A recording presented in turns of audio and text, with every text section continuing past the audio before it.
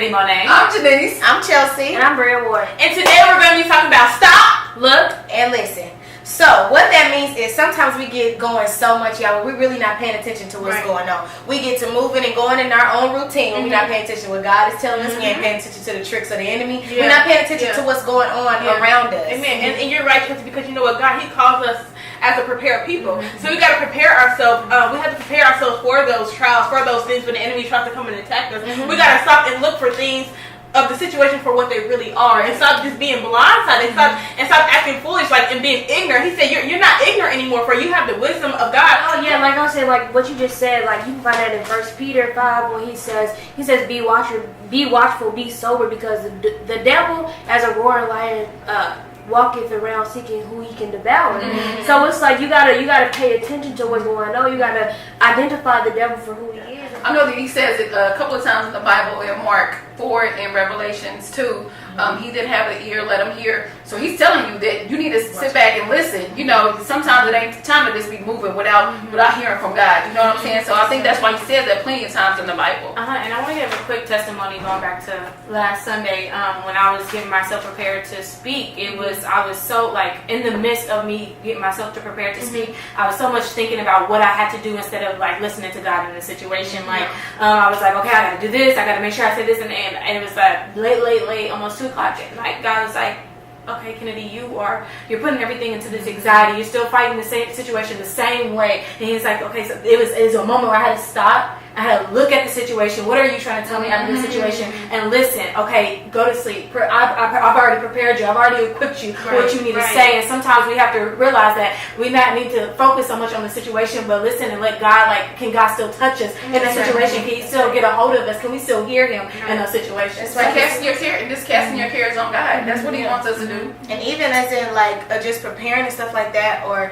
me, like I said, getting in that routine. Like, I was in that routine, okay, Thursdays we got Bible study, Sundays is church, that's what I do. But I had to stop and, like, okay, what is this relationship with God? I'm saying it's like, what does it really mean? Like, what is this really, what is my, what does this mean, basically? So I had to stop what I was doing. Chelsea, you getting so used to doing this this routine, but you're not looking at what it is, and you're not listening to me. You're just doing stuff because that's what you're used to. Right. And then even like today, like we talked about David, and what was it, 2 Samuel chapter 12, and how God had to tell him about himself through another person, because a lot of times we can, like, point the finger, but it's really be us. It really be you. Like, you can look at other people, but oh my gosh, she's doing that shit. I would never do that. No, what are you doing? And so in the story, Nathan had to kind of use a parable about these 2 men. One was rich and one was poor. And after he told the story, David was like, he deserves death. He deserves death. And David was angry. His response, David was angry. But Nathan was like, no, that's you, David. And so sometimes God, I'm so thankful that God, He does, because He doesn't have to. But God, He gives the situation and say, okay, stop, look, and listen. It's you. Like, fix yourself. Sanctify yourself. Get yourself holy. Get yourself clean before I come back. And He sends people in your life, just like that girl we be watching on YouTube. He sends people in your life. He sends people, and I love correction. Like, anybody can tell me anything. Like, I do, and it's like, because you know what? It's God speaking through that person. It's God speaking to the person to say, let me fix myself. And with that, like, stop, look, and listen. It teaches us patience in our daily, like, routine. Like, I was trying to look for this job or something. I was like, okay, if they don't call me back, then I started giving God ultimatums. Oh no. By Monday, if they don't come back, I'm doing something else. I'm looking for something else. I gotta do. Yeah. But he's like, first of all, sweetheart, chill out. Calm down. I got you. First of all, look at why am I keep putting you through these tests? Why am I having you wait? Be patient, be patient, and stuff like that. And so, like, even with David in the Bible, like, God was preparing him to be king, correct? And so when he was running from Saul, he was in the city, and God told him to stay there.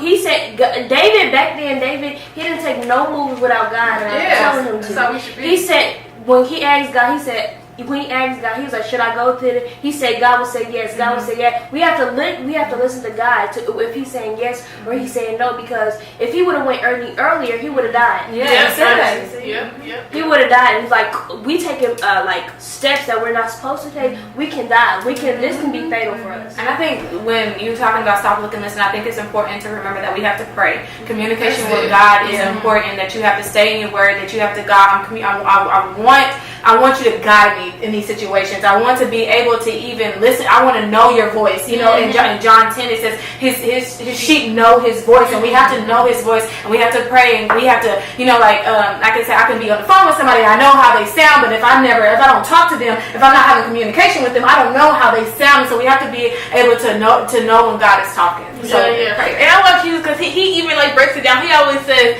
"Those who have an ear, let him hear." Like if you have eyes, see. And so a lot of times God will present something in your face, like we saying stop, okay, we stop it, but God said, "Oh, look, look, here it is, right? Look, pay attention." Sometimes we can be so blindsided for stuff that what it really not is. And then I kind of shared this in Bible study, but I had the fear of the devil for some reason, and I was praying to God, and I repented, and I got on my knees, and I was praying to God, and I was like, and it was dark, and one of my fears is that I'm afraid of the dark. And so I got up and I started seeing all these shadows, and I was like so scared, and I was like, but God, He showed me like this isn't nothing. And so it just, and like Luke, he said, you have the power. The devils are subject to the name of the Lord, so you have the power to speak that thing. And I just want to say, even with us doing this fasting and stuff, when I was fasting yesterday, how opening my heart up, you know, and praying to God and letting God talk to me, you know what I'm saying? Even when we doing the blueprint for the church, you know, if you see the first one, it's like chicken scratch, you know. And then I stopped and prayed, you know, like, God, show me what you want me to see in this church building that I know that you're going to give me.